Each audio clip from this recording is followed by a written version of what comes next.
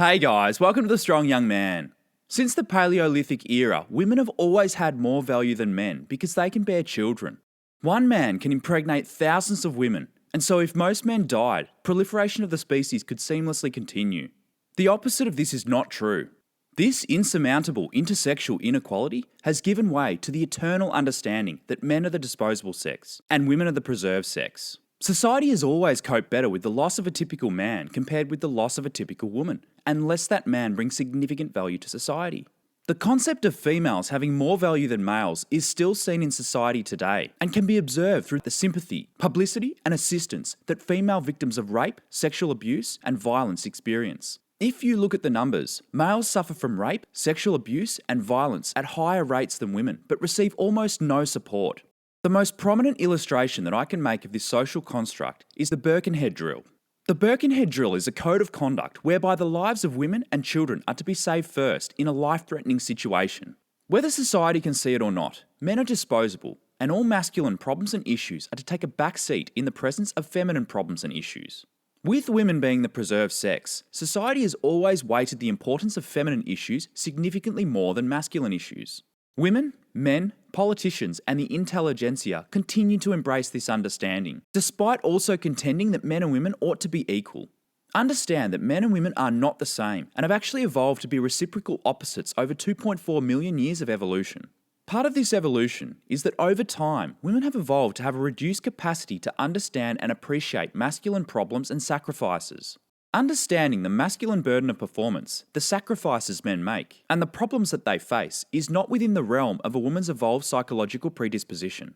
During the Paleolithic era, humans were exposed to an undomesticated environment full of external threats. With supreme value placed on a woman's reproductive ability, it was the men who were responsible for protecting women against the leviathans of the animal kingdom. Unfortunately, not all men were able to survive this brutality, and women had to evolve to become emotionally resilient to the rapid changes in mate selection and masculine sacrifice. This is why women have the ability to abandon emotional investments more readily. War brides are a textbook example of this in the modern era. Women have evolved a psychological defense mechanism to protect themselves from the trauma of losing a mate that would otherwise cause them debilitating anxiety, guilt, and distresses. This defense mechanism evolved to become oblivious to masculine problems and sacrifices. Women who were conscious of masculine problems and sacrifices were traumatized to the point that they were not healthy enough to reproduce with, and so this trait was bred out of our ancestresses. The Paleolithic era dictated the need to develop this defense mechanism to survive. The women who could make this emotional disconnect when the circumstances necessitated it were the ones who lived to breed when their tribe was decimated. This is why Stockholm Syndrome is far more pronounced in female captors, because women empathize with their captors through necessity. To my female viewers, remember that this ability is subconscious. The only way that this ability can work is if you practice it unconsciously. It would not work otherwise, so I don't blame you for operating this way. To my male viewers, it is because of this evolved psychology that you must only share your masculine problems with men.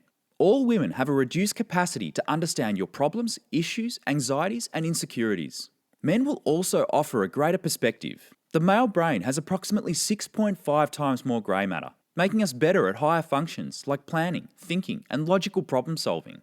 Other men will apply logic and rationality to your problems from a third-person perspective on a higher level than other women. Also understand that men and women tackle problems differently. Most women talk about their problems for moral support. Women are wired for emotional responses on a more complex level than men. They need this social validation to appease their anxiety when faced with problems. Men, on the other hand, generally only talk about their problems when they need a solution. If there is no solution to a problem, the male way is to not complain, but acquiesce and find the best workaround. For men, quite rationally, there is no point talking about a problem to someone unless they can potentially provide you with a solution or prompt you to find the solution. Women can't provide you with this solution to your masculine problems. If they care about you, they may try, which is adorable, but their answer will differ from your male friends, because males offer a more rational and logical perspective, rather than the emotional response you will get from a woman. Again, women have not evolved to see the male perspective, and so when she hears your problems, she will offer what she expects from you when she tells you her problems: emotional support. Keep in mind that men tend to do the opposite. Men tend to default to their masculine frame of reference, problem solving. When you are listening to a woman's problems, most of the time she doesn't need you to solve her problems. She just needs reassurance or emotional support. This difference between men and women is a common point of conflict between the sexes. Remember that what you hope to achieve by talking your problems through with the men in your life is not the same way a woman needs you to react to her problems. You will need to be the judge of whether a woman needs emotional support, a solution, or both. Don't be in such a rush to offer solutions. This was my biggest flaw. I couldn't and still can't get my head around the uselessness of telling my problems for emotional support, and so I found it really difficult to comprehend that anyone else could feel this way. A woman's emotional support to a man experiencing a problem is not only useless, but it can be demeaning. Again, this same difference is a common point of conflict between the sexes. Men don't need as much emotional support. We need solutions, and women can't provide this for you. A real man understands that a man with many problems is reproductively repulsive to a woman. It is unacceptable to talk about your problems with women to appease your anxiety in the same way that a woman can with you. You cannot obtain love by appearing innocent and fragile in the same way that you could if you're a woman. When women experience problems, they attract men. When men experience problems, they repulse women. A man should be a rock to his woman and listen to her problems. You can't be a rock and appear anxious at the same time. Men should be able to demonstrate stability for a woman, and this does not happen when you are continuously explaining your problems. Emotional vulnerability is not something to be proud of and is not a source of attraction for a woman. Vulnerability is not conducive to strong masculine leadership either. Think of any politician or respected leader. They did not get where they are by showing vulnerability. Citizens look to their leaders to demonstrate strength and resilience. If the leader of your country was demonstrating vulnerability, including crying all the time, you would not trust him to lead your country. These problems are better left behind closed doors, and this is how you should operate to demonstrate strength and resilience to your woman. Women associate vulnerability with weakness and submission. When women say that they want men to be vulnerable with her, it is bait that you must not take. It is a shit test to see if you can rise above it and be a solid foundation for her to build her long-term security around. Women are biologically programmed to be repulsed by men who are unable to demonstrate the masculine fortitude that is required to deal with masculine problems alone.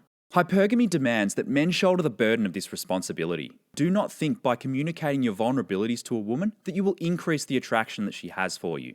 A woman is supposed to be the vulnerable one. Any time that you are overtly vulnerable with her, you are competing with her vulnerable nature, and you threaten to take this away from her. A woman can accept your vulnerabilities as long as she discovers them organically, through demonstration, rather than through communication. She may even come to appreciate you more. She gets a glimpse of your vulnerabilities from time to time, but you deal with them on your own. You demonstrate that despite your vulnerabilities, which everyone has, you can continue to fulfill your masculine burden of performance for a woman. This will actually increase the level of attraction that a woman has for you. This is what it means when a woman says that she likes vulnerability. She wants to know that you can deal with your vulnerabilities in such a way that it doesn't threaten her long-term security and provisioning acquirement. Hiding your vulnerabilities becomes an increasing requirement the closer you get to a woman. The closer you get to her, the more she needs you to be her rock. Don't speak of your problems to your wife. They are not equipped to handle it, nor does it benefit them to know them. Most women would rather remain in blissful ignorance of masculine problems, unless that problem is so big that a woman's long-term security and provisioning is under threat. In any case, it is best to shoulder this burden on your own. You cannot appeal to a woman's reason or sentiment to genuinely forgive a deficit in a man's performance. Women have evolved emotions to sense when their long-term security and provisioning is under threat, and they will react in unforeseen ways. Women may tolerate a deficit in their long-term security and provisioning entitlements for a period of time, but eventually they will leave you. This is the most important reason to not share your masculine problems with women. They cannot understand it, fix it, or solve it, and they will react emotionally and panic. Do not impart this suffering onto them. Handle your masculine problems like a man and talk them through with your male friends. Thanks for watching today's episode. In episode 34, I'll cover the Electra complex. Subscribe and click the bell icon to be notified when it drops. Catch you then.